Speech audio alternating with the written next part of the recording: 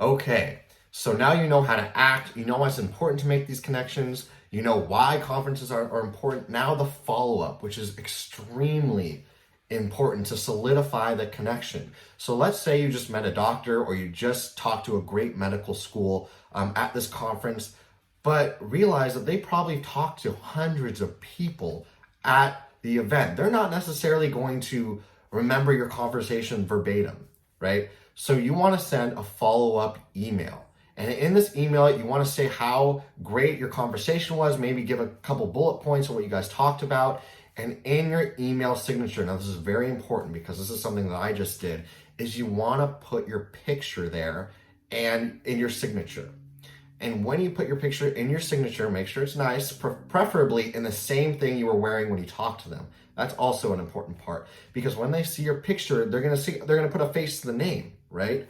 So they put a face to the name and now they remember you. Now they remember you like 2 or 3 times, so you're solidified in their memory. So when you send them this email of follow-up, they're gonna be like, oh yeah, I really like this person. I'm gonna keep them in mind. And this is exactly what happened with the Stanford dean a couple years ago. Is I emailed her back. We talked about our conversation of how grateful I was that we got to talk, and now every time I see her, she remembers me, which is pretty unbelievable. I'm not one special. We talked. She probably talks to thousands upon thousands of students at these conferences, but she remembers me. And that's all because of the follow-up and keeping this person in mind. So maybe every 3 months you would send this person an email, catching up. And then again, you develop a relationship, which is what you really want out of a connection.